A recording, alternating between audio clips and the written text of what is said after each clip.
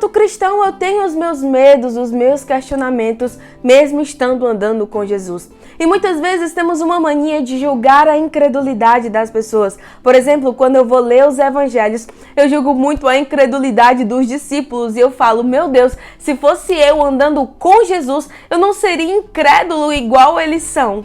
Será? Porque hoje em dia nós estamos andando com Jesus. Jesus está presente na nossa vida, a presença dele é real. Mas mesmo assim, a incredulidade nos pega. Isso nos mostra que esse mal continua presente de geração em geração. E talvez seja isso que esteja nos impedindo de desfrutar o melhor de Deus aqui na Terra. Oi, eu sou a Erika, esse é o meu canal, sejam muito bem-vindos. Aproveita que já está aqui, já se inscreve no canal e ativa as notificações. Todos os dias, 7 horas da manhã, tem devocional aqui e hoje o Senhor quer nos falar sobre fé e incredulidade.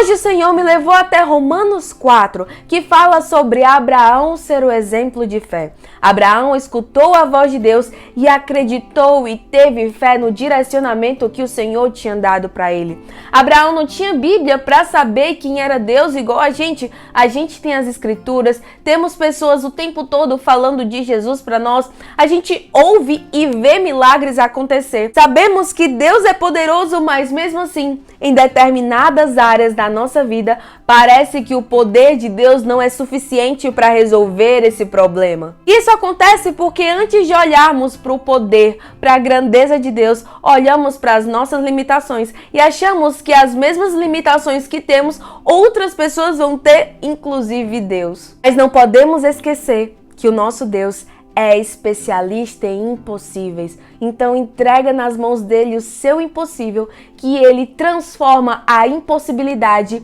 em possibilidade real. Lá em Romanos 4, 18 e 19 fala assim, acompanha comigo.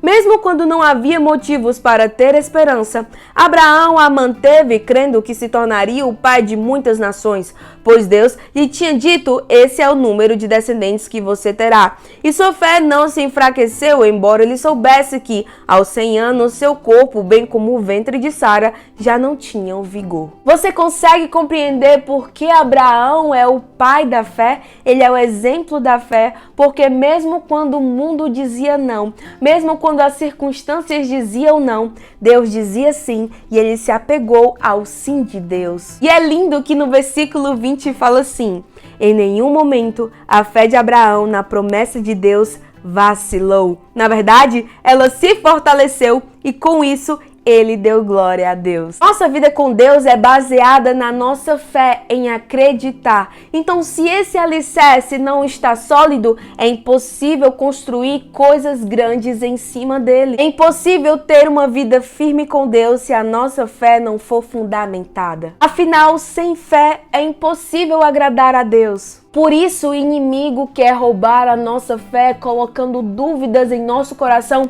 a respeito dos planos de Deus para a nossa vida. O inimigo, ele quer plantar incredulidade dentro de nós, porque ele acredita que Deus é poderoso para fazer grandes coisas na nossa vida, mais do que nós mesmos. Por isso ele quer nos parar, porque ele sabe que Deus é capaz de fazer infinitamente mais do que pensamos. O segredo é, quando tudo parecer impossível e não haver solução, se Deus falar, tem solução, então a gente deve se apegar a essa palavra que o Senhor lançou sobre a nossa vida. Devemos fazer que nem Abraão, que mesmo as circunstâncias sendo totalmente contrárias à palavra que Deus lançou na nossa vida, a nossa fé não tem que vacilar, pelo contrário, ela tem que crescer para a gente poder dar glória a Deus.